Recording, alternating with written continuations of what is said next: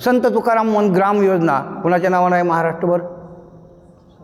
लाज वाटली पाहिजे महाराष्ट्रातला. अरे ज्या साधूचं नाव आपण संत तुकाराम वन ग्राम योजना महाराष्ट्रव्यापी राबवतो, पुरस्कार देतो, त्या तुकोबारायांची भूमी गेले 2007 पासून आम्ही सांगतोय वन खात्यात घ्या. वन खात्याच्या वनपालांचे प्रस्ताव आहेत की वनीकरणाला सोडून जी डोंगरातला भाग आहे खाजगी, त्याला जर वन खात्याला जोडला तर अखंड डोंगराला प्रोटेक्शन देता येईल, संरक्षण देता येईल. म्हणजे स्थानिक वनपाल तोही अधिकारी आहे, त्यालाही कळलेला आहे बिल्डरांपासून हा डोंगर धोक्यात आहे. आणि म्हणून ही ज्यावेळी मला जाणीव झाली 2007ला खाणी लावल्या गेल्या, खाणी थांबवल्या उपोषणानं, आंदोलनानं, त्यावेळी अभिप्रायही दिले गेले. तहसीलदारांना असं दिले की म्हणले सदर डोंगरापासून किती दूर ह्या कंपन्या असाव्यात नसाव्या याचा तांत्रिक अभिप्राय येतो. अजूनही अभिप्राय मला आलेला नाही. पण मी संशोधन सुरू केलं, कायद्याचा अभ्यास केला, संविधानाचा अभ्यास केला. मला पुरातत्व विभाग स्ट्रॉंग वाटला.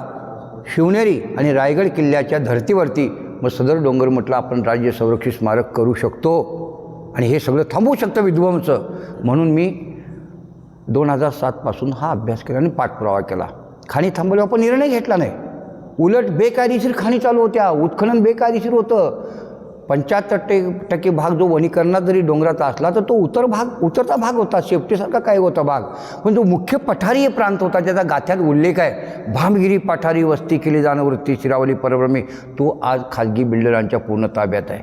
आणि म्हणून मला ती चिंता वाटली, हा जर डोंगर संपूर्ण संपुष्टात आला तर राहिलं काय? गुफा त्याच्यामध्ये आहेत, लेण्या त्याच्यामध्ये आहेत. आणि म्हणून लेण्या ॲक्टचा अभ्यास केल्यानंतर, पुरातत्व खातं स्ट्रॉंग आहे हे समजल्यानंतर मी संपूर्ण अभ्यास करून ही मांडणी केली शासनाकडे 2007 पासून. त्याच्यानंतर मग मी पाठपुरावा सुरू केला. हे सगळे शांत झाले, कुणी बोलायलाच तयार नाहीत. डाऊ गेली म्हणून यांना उत्सवसुद्धा सुरू केला. डाऊ गेलेली नव्हती, आळंदीत उत्सव केला डाऊ गेली, विजयोत्सव. अरे विजयोत्सव कसला करता म्हटलं, डाऊ आहे तिथे. त्यांनी प्रलोभनं दाखवून पालखी सोहळ्यामध्ये करोडो रुपयाचे वारकऱ्यांना कपडे वाटले, कागदं वाटली, छत्र्या वाटल्या, पिशव्या वाटल्या. म्हणजे ह्यानं काय वाटावं, अरे एवढी डाऊची माणसं चांगली आहेत, एवढी मदत करतात आणि मधूतून महाराज वेळ आहे की काय? हे वारकरी संप्रदाय असलं विद्रोही आंदोलन असतं का? हिंसात्मक कंपनी पेटवणं, शांतीसेना स्थापन करायची योजना होती सरकारची वारकऱ्यांना हाताचे घेऊन. पण काही वारकरी निष्ठावंत होते, ते म्हणले महाराजांना आम्ही धोका देणार नाही. ज्या महात्म्याने हे साधून आंदोलन छेडलं आहे, विचारपूर्वक छेडलेलं आहे. 2008 त्या अखेर पडदा पडला. त्याच्यानंतर हे सगळे थंडावलेले होते आंदोलनकर्ते, पाठिंबा देणारे. म्हणून मी ठरवलं आता संविधानिक लढा आपण सुरू करायचा. सगळी इतिहास काढला, हिस्ट्री काढली आणि नियमात बसवलं सदर डोंगर हे राज्य संरक्षित स्मारक घोषित होऊ शकतात शिवनेरी आणि रायगडच्या धर्तीवरती. आणि मग पाठपुरावा सुरू केला. कुठंपर्यंत? 2010 अखेरपर्यंत मान्य करायला लावलं, सगळे प्रस्ताव पाठवले. त्याने मी केलं हे होऊ शकतं. तत्पूर्वी पुरातत्वनं पत्र दिली होती कलेक्टरला, ह्याला आपल्या तहसीलदारांना, की सदर डोंगर जरी राज्य संरक्षित स्मारक घोषित केला नसला तरीसुद्धा आपल्या सर्वांचं कर्तव्य आहे की ह्या डोंगराला संरक्षण देणं किंवा तिथं जी तोडफोड चाललेली आहे ती थांबवणं सगळ्यांचंच कर्तव्य आहे. म्हणजे याचा अर्थ पुरातत्वालाही मान्य आहे की डोंगर हे संरक्षित आहेत नियमाप्रमाणे. मग तो कायदा आहे 1958चा, त्यात सरळ स्पष्ट आहे ही अधिनियमावली घोषित करत असताना सांस्कृतिक पुरातत्वाची, त्याच्यामध्ये संपूर्ण भारतातले सगळी स्थळे येतात बरं का, ऐतिहासिक गड किल्ले हे सुद्धा येऊ शकतं. जर 100 वर्ष झालं तर याला सुद्धा प्रोटेक्शन देऊ शकतं नियमाप्रमाणे. म्हणजे इथं खाजगी स्वायत्तता राहण्यापेक्षा ते एक वारसा महाराष्ट्राचा संस्कृतीचा आहे, तो जतन केला गेला पाहिजे, हे नियमावली आहे. आणि नियमावलीत स्पष्ट लिहिलं आहे की सदर संविधान आम्ही प्रकाशित करत असताना यापूर्वीची जेवढी भारतातली ऐतिहासिक स्थानं घोषित केली नसतील तरीसुद्धा या नियमावलीनुसार ती संरक्षित आहे असं समजलं पाहिजे. या नियमावरती बोट ठेवून मी काय केलं, तुमचं भूसंपादन बेकायदेशीर आहे. MIDCला काय सांगितलं, तुमचं भूसंपादन बेकायदेशीर आहे. तुम्हाला हे कळायला पाहिजे होतं. 1958चा कायदा सांगतो पुरातत्व सांस्कृतिक विभागाचा की हे डोंगर संरक्षितच आहेत नियमानुसार. मग तुम्ही इथं आला कशाला? तुम्ही पुरातत्वाला किंवा विचारणं काम होतं बरं, इथं काय बाधित होतं का आपल्या MIDCमुळं, पर्यावरण बाधित होतं का हे विचारणं तज्ज्ञांना काम होतं. पण कुठल्याही प्रकारचं त्यांनी केलेलं नाही. उलट इको सेन्सिटिव्ह झोनमध्ये संपूर्ण भामचंद्र येत असताना भामचंद्रापासून 30 किलोमीटर 25 किलोमीटर तिकडेच त्यांनी ती सीमा ठेवली. कारण का त्यांना माहीत आहे MIDC बाधित होणार, आपले हे काही करू शकत नाही आपण MIDCची कामं, म्हणून त्यांनी तिकडं ठेवली. म्हणजे किती अन्याय बघा, हे राज्यकर्त्यांची धोरणं कशी आहेत बघा, की संपूर्ण ही भूमी उजाड पडली त्या इको सेन्सिटिव्ह झोनमध्ये येत होती. जैवविविधता मंडळं असताना हे गावागावात त्यांनी समित्या स्थापन करून त्याबाबत कोणी अहवाल दिला गेला नाही. मग शेवटी मी हा सगळ्यांचा अभ्यास करत करत शेवटी या भूमिकेवर आलो की हे डोंगर नियमानुसार राज्य संरक्षित स्मारक आहेत, फक्त त्याची अधिसूचना अधिकृतपणे घोषित केली गेली पाहिजे. म्हणून तो बाकी संविधानिक पाठपुरावा आम्ही संशोधनाचा ज्यावेळी मांडला. डेक्कन कॉलेज तर जागतिक विद्यापीठ आहे, पुणे विद्यापीठाला संलग्न पुरातत्व विभागाचं. तिथेही मला शोध घेतल्यानंतर the cave the temple of India नावाच्या ग्रंथामध्ये भामचंद्र नावाचा उतारा मिळाला. त्या उतार्यामध्ये डिटेल वर्णन आहे भामचंद्र लेणीचं, मापं वगैरे सगळी. ते सादर केलं.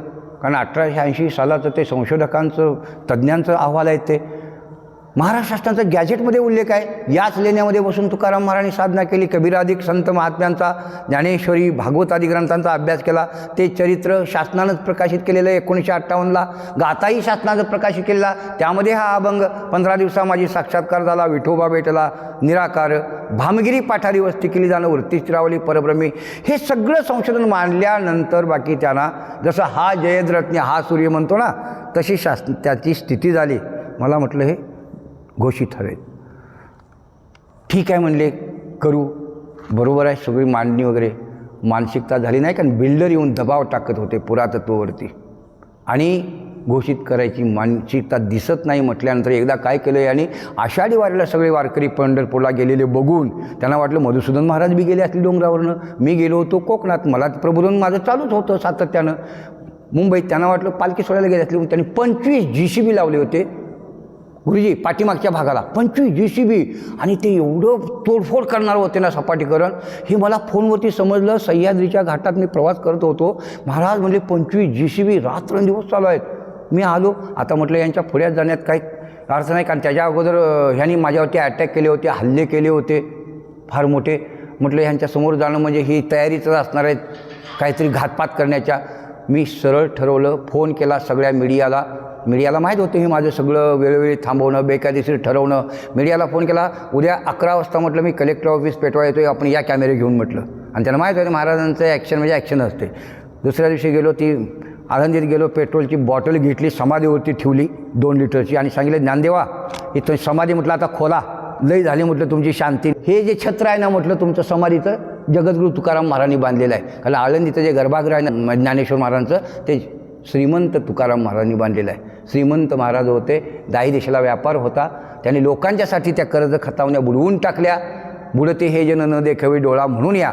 एवढा महात्मा त्यागी विरागी, जगाच्या कल्याणा संतांच्या विवेचने जीवन आचरण दाखवणारा, त्या महात्म्याची भूमी जर फुटत असेल, तो महात्मा जर समाधी तुमचं मंदिर बांधत असेल, तर तुम्ही समाधीत बसून काय, उठा पेट्रोलमध्ये प्रवेश करा म्हटलं. कलेक्टर ऑफिस पेटवा निघालो आहे.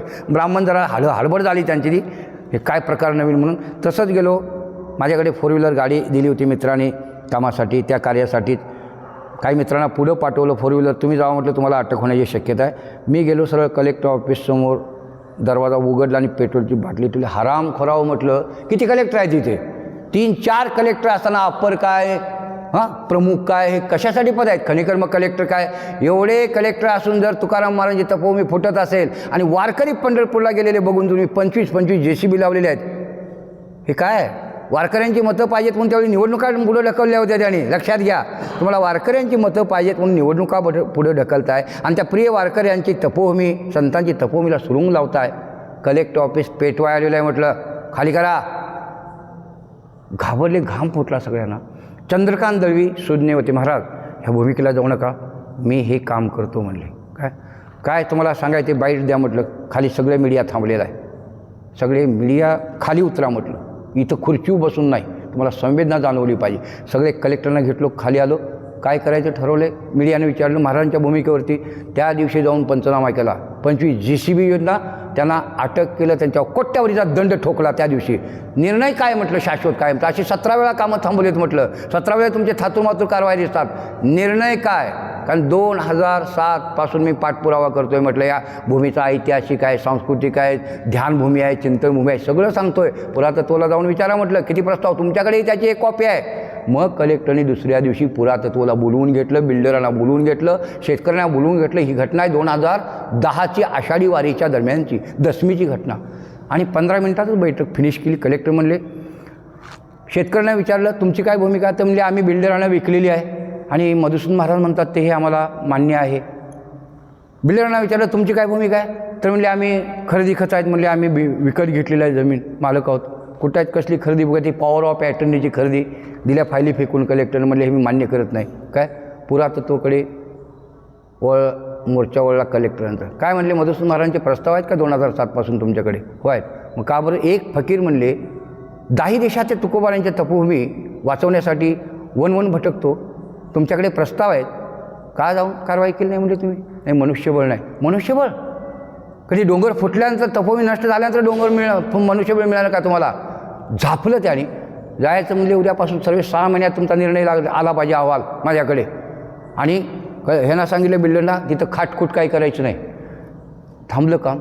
आणि 2011ला अखेरपर्यंत म्हणजे 5-6 महिने त्यांची मानसिकता नव्हती घोषित करण्याची. मी 7 बारे जुळवून दिले. डोंगर ॲक्च्युली कसा आहे जॉईंट करून 7 बारे सगळी कागदपत्र मी स्वतः, तुम्ही देताय की मी नेऊन देऊ म्हटलं, त्याची पोच घेऊन तुम्हाला दाखवतो म्हटलं. हे सगळं झालं आणि मग नकाशे द्यायला तयार नाहीत. मी खूप त्रास झाला त्याच्यामध्ये. पण चक्रा मला दररोज त्या भूमी अभिलेख कार्यालयासमोर यांच्यासमोर. मग त्यांना दबाव याचा. काय महाराज चक्र म्हणतात का निघत नाहीत म्हटलं कागदपत्र? बिल्डरांचा दबाव आहे का? नाही तसं काय नाही म्हणा. पहिले कागदपत्र सगळे पूर्ण पाहिजेत म्हटलं. माझ्या हातात नकाशे पाहिजेत. कोण कुठले गट आणि कुठला भाग गाव आहे. ती 3 गावं भामचंद्रामध्ये आहेत, 4 गावं जवळ. आसखेड, शिंदेगाव डाऊ घालवलेलं, मावळचा थोडासा भाग आहे आणि खेडचा असा. भंडाऱ्यात पण 3 गावं आहेत, इंदोरी, जांभवडे आणि सुदवडी. दोन्ही डोंगर मला म्हटलं पूर्ण आझाद पाहिजे त्या नियमानुसार. शेवटी मग पाठपुरावा कलेक्टरनी सांगूनसुद्धा शांत गतीने चाललं होतं. मी कागदपत्र पाठपुरावा केल्यानंतर मग 2011 अखेर दोन्ही डोंगर राज्य संरक्षित स्मारक म्हणून घोषित केले. अधिसूचना लावली. त्या दिवशीसुद्धा माझ्यावरती षडयंत्र रचून प्राणांतिक हल्ला केला. पायथ्याला सगळे आले होते, गुंड प्रवृत्तीचे सगळे लोक. त्यातून मी बेशुद्ध होईपर्यंत मला मारलं होतं. त्यानंतर मी वायसीएममध्ये ॲडमिट झालो पुण्याच्या वगैरे. तिथं अहवाल वगैरे तयार झाला वगैरे. तर घोषित झाल्यानंतर बिल्डरांनी हरकती घेतल्या की आमचे गट वगळावेत. बरं, बिल्डरांच्या पाठीमागं कोण? स्थानिक पुढारी तिथले दिलीप मोहिते राष्ट्रवादी काँग्रेसचे, तिकडे BJPचे आमदार बाळासाहेब भेगडे. या दोघांनी काय केलं? शेतकऱ्यांचे गट वगळण्यात यावेत. मुळात मला सांगा, डोंगरामध्ये कुठल्या शेती केली जाते का? उतरच्यापर्यंत पायथ्यापर्यंत. पुणे जिल्ह्यात तुम्ही बघताय डोंगर वगैरे कधी आला असेल दिवाळीला, कुठं आहे का शेती? पण शेती झोनमध्ये दाखवून शेतीच्या नावाखाली गट वगळण्याची यांची कारस्थानं सगळी हाणून पाडली. म्हटलं ही जर गट वगळाल आणि जर धोका निर्माण झाला तर डाऊ पेटवलेली तुम्हाला माहीत आहे. म्हटलं काय उद्रेक होऊ शकतो हे मी तुम्हाला सांगणार नाही. पण तुम्ही हे गट जर वगळून अधिसूचना, आणि त्याचं नाव काय दिलं? सुधारित प्रस्ताव. जे गट वगळले गेले त्याला नाव काय? सुधारित प्रस्ताव. निम्म्यावरती क्षेत्र कमी आलं. म्हणजे यांनी काय केलं? तेवढ्याच वर्तुळ मारलं लेणीपुरतं, गुफेपुरतं तुकाराम महाराजांच्या 300 मीटर. जे डोंगराच्या पायथ्यापासून 1000 फूट 300 मीटर संरक्षित प्रोटेक्शन होतं नियमाप्रमाणे. तिथं काय केलं याने?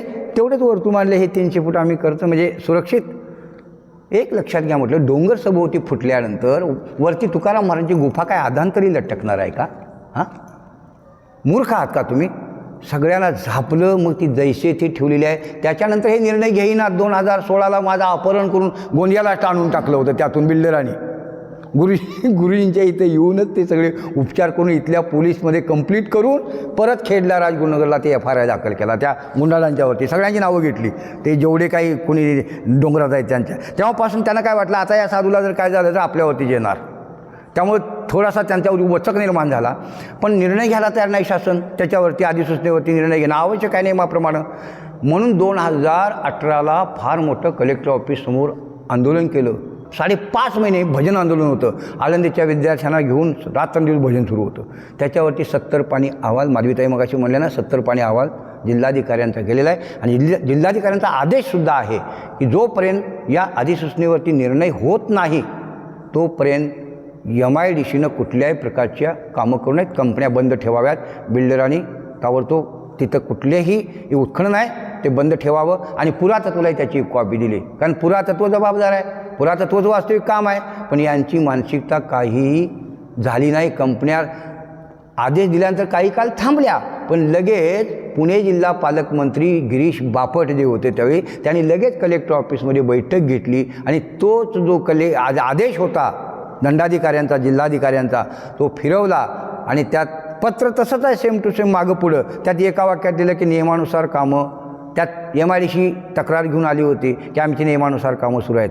यांचं म्हणणं काय, आम्ही भूसंपादन केलेलं आहे आणि नियमानुसार आम्ही काम करतो आहे. आणि माझं म्हणणं काय, तुमचं भूसंपादन बेकायदेशीर आहे, कारण 1958च्या कायद्यानुसार तर ते प्रोटेक्शन होतंच. तुम्ही इथं बेकायदेशीर भूसंपादन केलं, त्याच्यानंतर मी नियमानुसार अधिसूचना घोषित केली राज्य संरक्षित स्मारकाची. आता तरी हे डिक्लेअरच झालं की एवढी भूमी प्रोटेक्शन खाली आहे, तरीसुद्धा तुम्ही बेकायदेशीर कामं करत आहात. पत्रव्यवहार प्रचंड केला, पण आता यांना असं वाटतं की MIDC उठवायची कशी, शेकडो एकरमध्ये भूसंपादन केलेलं आहे. हां, आता पायथा तोडला गेला. मग मी सातत्यानं ज्यावेळी हे चालू ठेवलं, कलेक्टरचे आदेश असूनसुद्धा कामं सुरू आहेत. वेळोवेळी आम्ही त्यांना प्रस्ताव दिले, सूचना दिल्या, मंत्र्यांना भेटलो, पण कुणाची मानसिकता नाही. त्यावेळी मी निर्णयावरती आलो की ही जनजागृती झाल्याशिवाय, लोक लढा उभारल्याशिवाय ही तुकोबारायांची तपोभूमी वाचणं म्हणजे राज्यकर्त्यांची मानसिकता नसेल तर ती मानसिकता एकच फक्त शासनाला माहीत आहे, आपली सत्ता जाईल एखाद्या भूमिकेत, एखाद्या सिद्धांतानुसार, त्यावेळेस ते लक्ष घालतात. तसं ही जी माझी लढाई आहे, चळवळ आहे, ही राज्य शासन उलटून टाकू शकते. मंत्रिमंडळ उलटवून टाकण्याची ताकद त्या तपोभूमीत आहे. हा लोकलढा मी केलेला आहे. आता आपण सुज्ञ आहात, विचारवंत आहात, इथंपर्यंत लढा आलेला आहे.